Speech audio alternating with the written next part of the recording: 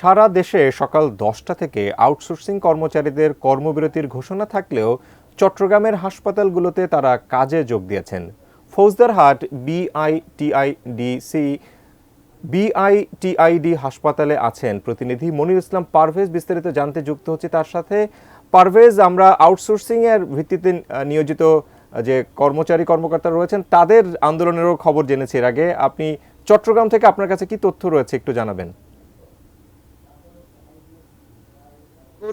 প্রথমে আপনাকে একটি তথ্য দিয়ে রাখি যে আউটসোর্সিংরা আন্দোলনে ঢাকায় গিয়েছে। চট্টগ্রামে আসলে ওনারা বেতন পায় কত বা মানে এখানকার প্রক্রিয়াটা কি, ওই যে ঠিকাদারের মাধ্যমে এখানে, যেমন আমি এখন যে হাসপাতালে রয়েছি এখানকার ঠিকাদার যিনি রয়েছেন উনি সরকার থেকে 3 বছর আগে 16,600 টাকা ড্র করতেন, তখন উনি বেতন দিতেন 10,000, এবং এই 3 বছর পরে এসে অর্থাৎ এই করোনার পর এখানকার একটি আন্দোলন হয়। Vision hot and cool AC 4-ওয়ে সলিনয়েড ভালভ টেকনোলজিতে হিটিং ও কুলিং দুই মোডেই কাজ করে সমানভাবে। Vision hot and cool AC. তখন তারা বলছিলেন যে আমরা আউটসোর্সিং এ যদি আমাদের বেতন বাড়িয়ে দেওয়া না হয় তাহলে কিন্তু আমরা কাজ করব না। তখন সেটি 11,500 টাকা করা হয়, অর্থাৎ 16,600 টাকা নিত 3 বছর আগে, বর্তমানে এসে 11,500 পায়।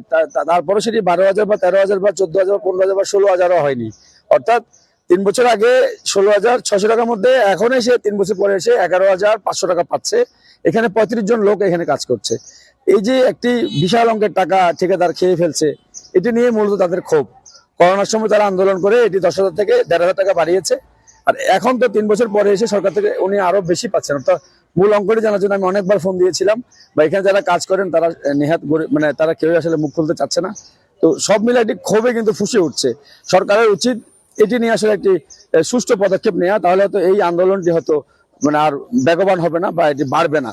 এখনো যদি সরকার এটিতে হাত দেয়, অর্থাৎ যিনি কাজ করেন তার থেকে 2-5 টাকা হয়তো নিতে পারে সরকার থেকে, উনি টাকা পয়সা নিয়ে ওদেরকে দেন, কিন্তু এতগুলো টাকা অর্থাৎ 16,600 থেকে 11,500 প্রায় 4,000 টাকার মতো খেয়ে ফেলছে, মানে কোনো কাজ ছাড়া একটু ঠিকাদার হওয়ার কারণে। এগুলো আসলে অনেকেই মানে খুব ক্ষোভ জানিয়েছে। তবে ক্যামেরার সামনে বলতে উনি একটু ভয় পাচ্ছেন, এখন বললে হয়তো তাকে আবার একটু করে চাকরি থেকে বের করে দেওয়া হবে, কারণ এটার কোনো যদি উনি বলে তাহলে ওনাকে হয়তো চাকরিতে রাখবে না। আসলে এটাই মূলত এই এখানকার ফ্যাক্টই হচ্ছে এটাই।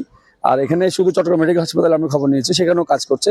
সবার দাবি একটি, যে এটি যাতে সরকার এটি পদক্ষেপ নেয়। আপাতত আউটসোর্সিং কাজ করছে, আমার কাছে এই হাসপাতাল থেকে এতটুকু রয়েছে।